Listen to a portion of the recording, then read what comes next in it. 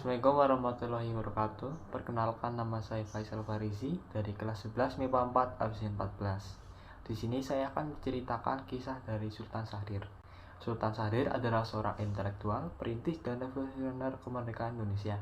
Syahrir mendirikan Partai Sosial Indonesia pada tahun 1948.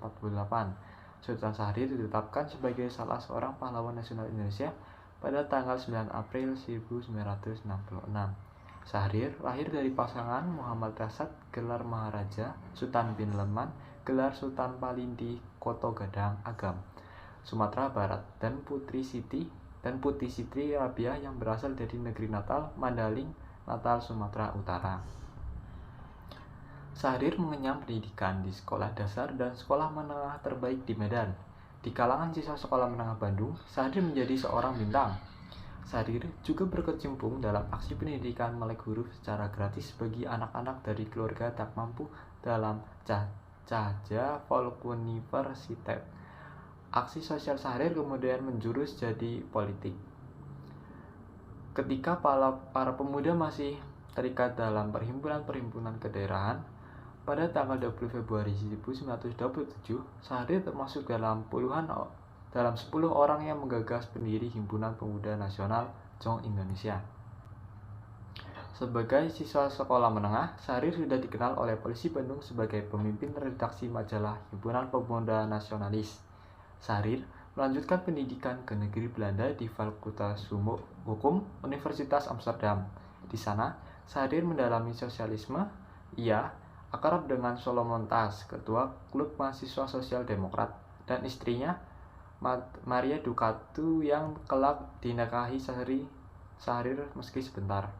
Setelah menceburkan diri dalam sosialisme, Syahrir juga aktif dalam Perhimpunan Indonesia yang ketika itu dipimpin oleh Muhammad Hatta. Penghujung tahun 1931, Syahrir meninggalkan kampusnya untuk kembali ke tanah air dan terjun dalam pergerakan nasional. Syahrir segera bergabung dalam organisasi Partai Nasional Indonesia yang pada Juni 1932 diketuainya. Syahrir juga terjun dalam pergerakan buruh.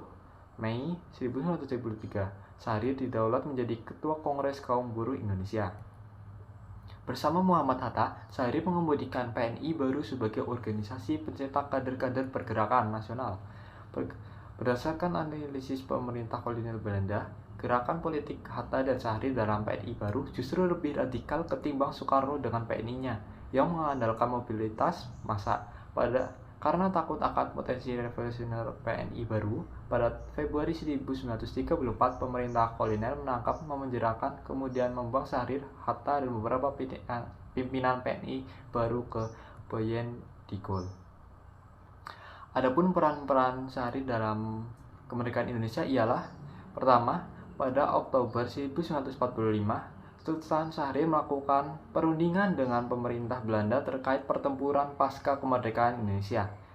Yang kedua, melakukan diplomasi beras ke India pada Mei 1996.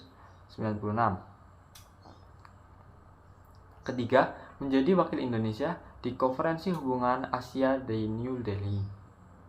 Keempat, menjadi delegasi Indonesia dalam sidang Dewan Keamanan PBB.